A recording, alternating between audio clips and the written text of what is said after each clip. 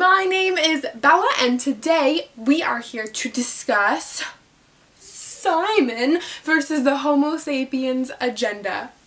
I loved this book so much. It was amazing. It was, no words can describe how cute this was and how much it made me feel all the feels.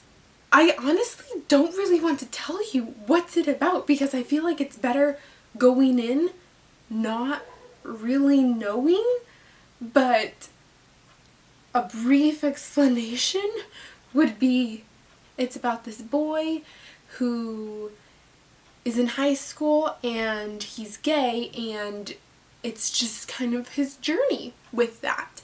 And highly recommended if you love cuteness and adorableness and you want to feel all the feels. Go read this. 5 out of 5, a 99%. I didn't give it like 100% because that's like a special number. That's like the one. But this book was definitely up there. It was so close. It was so good. So go read it and come back and we can talk about this amazing book. So go. Bye, non-spoilers. Hello! For those of you who have read Simon versus the Homo Sapiens agenda. When I finished this book, I was left with such a nice book high. Like, reading the last few chapters, I was like pacing my room and I was so good. So good. And there was so many times that I had to just like close the book and like scream out loudish, but like in a pillow kind of, or just like, oh my god, because it was so cute. Just all the little connections, all the characters were so real and well-rounded and relatable, and I loved every single character. And oh my gosh, his family connections, that was so beautiful to read, and all of their inside jokes and how they watch The Bachelor together and talk about it. And then there was the Facebook hunting, and that was so cute and sweet to watch, and I loved that family relationship. This book was just filled with so many cute comments, like the Simon logic, how coming out should always be awkward, and that straight shouldn't be the default, that no, you always have to come out to your parents and it should always be awkward. And the emailing back and forth, that was so cute. I started looking forward to the emails like Simon was, and it was kind of like that mystery because we were trying to figure out who Blue was, and I was like, who is he? And I honestly had no idea. Like, I did not suspect Bram to be Blue. I wasn't really sure if it was gonna be Cal, because that just seemed, I don't know, that's who Simon thought it was, and I was like, I don't think so. And I was really scared for a second when I thought it was Martin, because I was like, oh, that's terrible, because I was like, I don't want them to be together if it is Martin, because he was so mean. I was so mad at Marty when he did the Tumblr thing.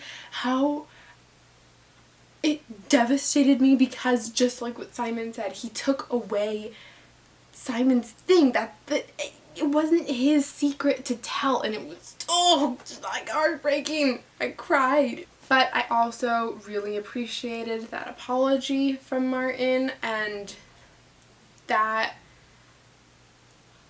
made me happy. That Martin was sincere and genuine about his apology, and he honestly felt bad. And I loved Simon's little nickname for Martin, Monkey Ass.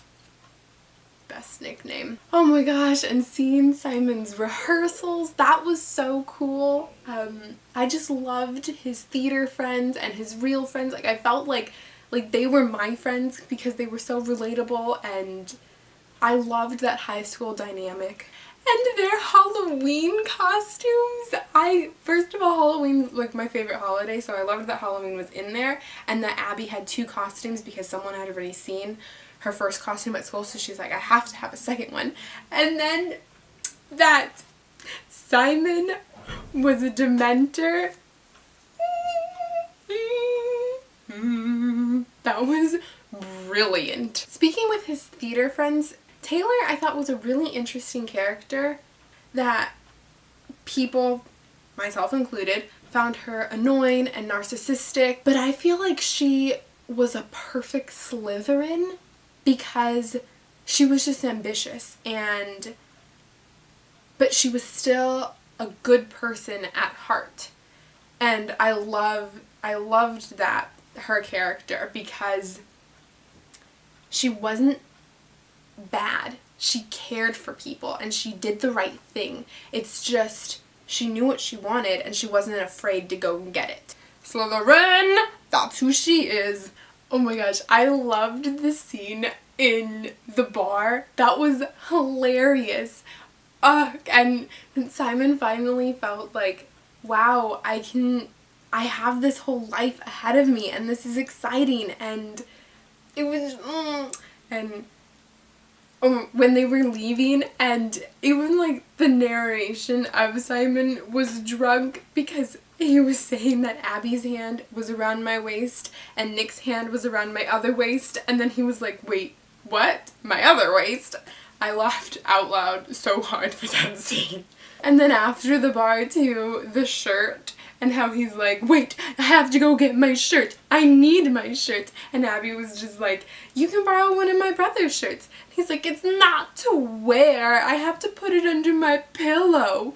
And Nick was like, and that's not weird. That was hilarious.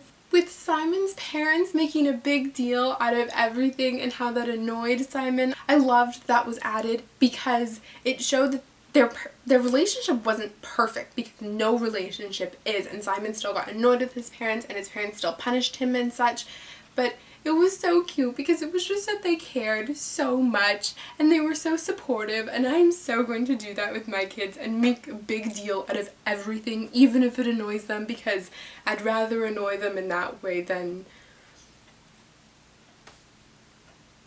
actually be annoying. His parents were just so understanding and caring, and that was so great to see because they also loved each other and their kids equally, and they didn't give a shit who they were or what they wanted to do. As long as they were healthy and communicated with them, they were okay. And it was just, I feel like that's the perfect healthy relationship between a child and their parent. Okay. I thought that Spear was such a weird nickname for Simon throughout like the first half of the book. I was like, why do they keep calling him Spear? That's like, where do you get Spear from Simon? And it wasn't until later that I realized that Spear was his last name, and I felt stupid, but Spear's still a weird nickname for Simon. They're just calling him his last name. Ugh, it was so frustrating when Blue knew who Simon was and we didn't know who Blue was, and I was like, Blue, why can't you tell us who you are? You're being mean now. And I was like, kept reading because I was like, I need to know who Blue is. I need to know. Oh my gosh. Oh my gosh. And then there was the note in the shirt, and that was so sweet to find. I loved that. And that he was like, I had this all along. Oh, the Leah situation was so heartbreaking because I feel like everyone can really relate to her because we've all been in that situation where we feel really left out from our best friends. I recently went through something similar my last year of high school, and it's hard. It's so hard because you don't want to feel jealous and you don't want to make it a big thing, but for you it is. It feels like that you're replaceable and that they don't care about you and that someone's better than you, and that's just, it's a terrible feeling. But I could also understand that Nick just wanted to spend alone time with Abby without hurting Leah's feelings, and Simon just kind of went along with it, and I thought it was a little unfair for Leah to like be so mad at Simon for so long too. But then again, I don't really want to say that because she has the right to how she feels. And I loved that they resolved that and that they're good friends again. I was so happy with the band though when she came out and was so badass on the drums, and then Nora was there, Simon's sister, and she was playing the guitar, and Simon was just so shocked and proud all together, and that was just beautiful.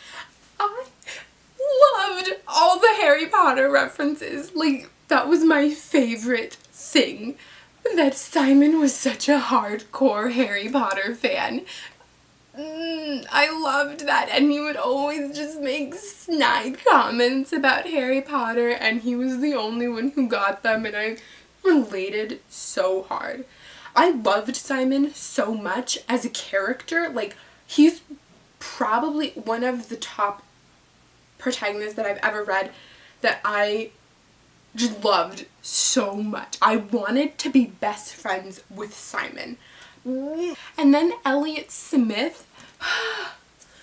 I love Elliot Smith. Like, I love all of his songs that when he was mentioned, I was like, oh my gosh, I love this guy.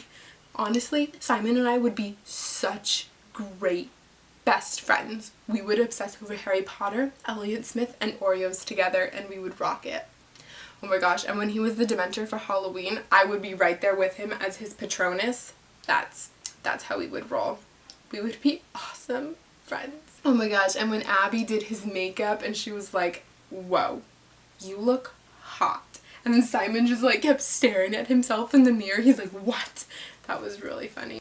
I liked that at the end we had those 2 chapters with Bran and Simon.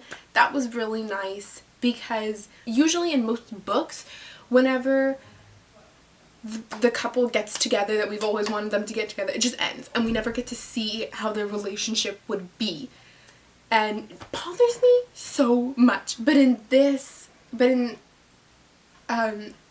book, we got to see them together for a little bit, and I really loved that because they were so cute and I loved them together. And then how his sister gave him that alone time in the house and that she planned it. That was so sweet and hilarious all together. And how Simon had added like, that he doesn't like endings, and I felt that the book didn't really end with an ending. It left just kind of in the middle of a thought. And that was a really cool idea to add in. That was awesome. So that's it, I'm gonna say, for Simon versus the Homo sapien agenda. It was, again, fantastic. I couldn't put it down. I loved it